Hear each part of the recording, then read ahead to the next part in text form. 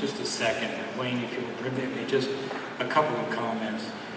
I could say a lot about Wayne. I mean, I probably, as some of you have seen Wayne's office in the glory days when he wasn't able to get into it. It was the largest office on campus. I think before maybe Gary Bolden got his office, but there were so many papers in it that he had to set up shop outside of his office for office hours. And we ended up having to put a partition in front of my door so that I wouldn't hear Wayne's booming voice. One of the things that struck me when I actually was in the job search, I was worried about Wayne's work ethic. It was just too impressive for me. I came for the job interview, and it was a full day. I did a talk, I think, in the Cub at lunchtime, 12 o'clock, and I was heading over about 1 o'clock to Elizabeth Hall to do a teaching sample, and I hadn't had lunch. And I turned to Wayne, and Wayne didn't eat lunch. I mean, it just wasn't on his agenda. He had too much to do. I said, Wayne, can I just grab a sandwich? Just a little something, a little bite before I go into the 1 or 1:30. And then I got back to Maine, where I was living at that time, and they offered me the job, and I forget what it was, 2 weeks to think it over. And Wayne would call me. He'd call me about 9:45, 10 at night.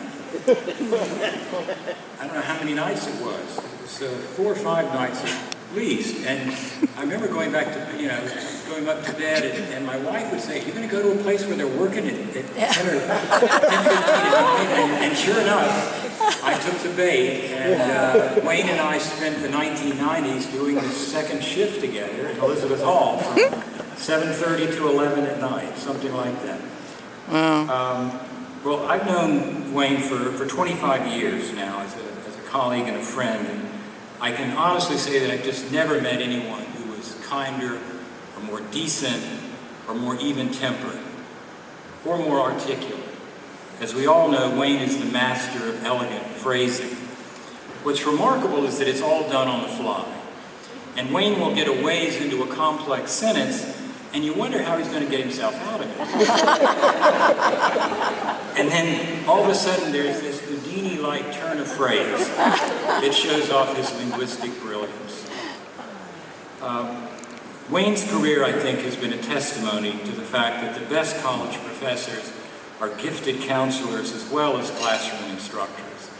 And it's really, I think, only in small colleges like Stetson that such relationships flourish. More than a few students have said that Dr. Bailey believed in them when they didn't believe in themselves. It's absolutely true. He wasn't just their teacher or advisor or even their mentor, he was their champion. For me, that's the essence of Wayne Bailey, a champion for generations of Stetson students. Thanks so much, Wayne.